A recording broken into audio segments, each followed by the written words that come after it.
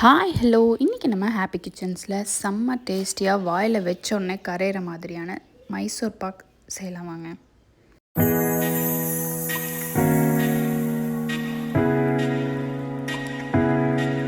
First நம்ம 1/2 litre oil எடுத்துக்கலாம். Oil நல்லா சூடு பண்ணணும்.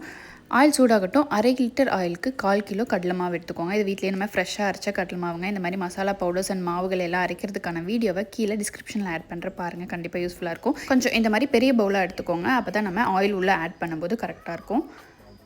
ஆயில் நல்லா ஹீட் ஆயாச்சு. இப்போ இதை ஸ்டவ் ஆஃப் பண்ணிவிட்டு நம்ம எடுத்து வச்சுருக்க கடலை மாவுக்குள்ளே ரொம்ப ஜாக்கிரதையாக பொறுமையாக இந்த ஆயிலை உள்ளே சேர்த்திடலாம். இதை இப்போது திட்டுக்கள் இல்லாமல் நல்லா கலந்து கரைச்சி விடணுங்க.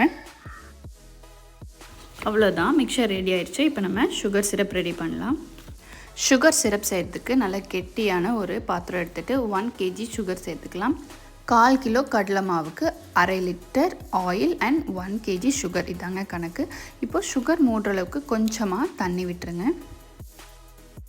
ஸ்டவ்வை மீடியம் ஃப்ளேமில் வச்சுட்டு நம்ம கொஞ்சம் நேரம் இதை கலந்து விட்டுட்டே இருக்கணுங்க.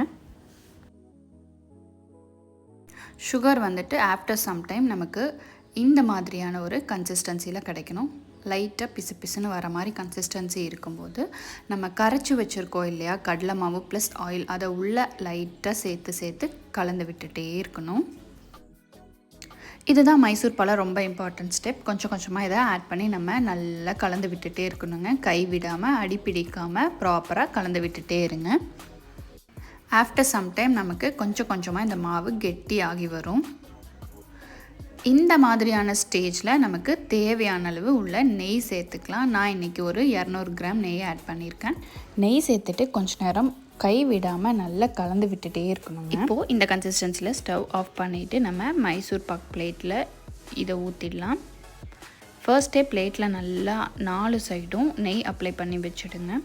இதை ஒரு 5 to 10 minutes அன்டிஸ்டர்ப்டாக விட்டுடலாம். அதுக்கப்புறமா நம்ம ஒரு கத்தி வச்சு இந்த மாதிரி நமக்கு வேணுங்கிற மாதிரியான சைஸில் ஷேப்ஸில் கட் பண்ணிக்கலாம். அவ்வளோதாங்க, ரொம்ப டேஸ்டியான சூப்பரான மைசூர் பாக் ரெடி ஆயாச்சு. இப்போ நான் யூஸ் பண்ணியிருக்க கடலை மாவு மாதிரி அரிசி மாவு, கோதுமை மாவு, மில்லட்ஸ் கோதுமை மாவு அண்ட் மசாலா பவுடர்ஸ் எல்லாமே அரைக்கிறதுக்கான வீடியோவை கீழே டிஸ்கிரிப்ஷனில் ஆட் பண்ணுறேன் பாருங்கள். கண்டிப்பாக யூஸ்ஃபுல்லாக இருக்கும். இந்த வீடியோ உங்களுக்கு யூஸ்ஃபுல்லாக இருந்தால் மறக்காமல் நம்ம ஹாப்பி கிச்சன் சேனலுக்கு சப்ஸ்கிரைப் பண்ணிவிடுங்க. Thank you so much.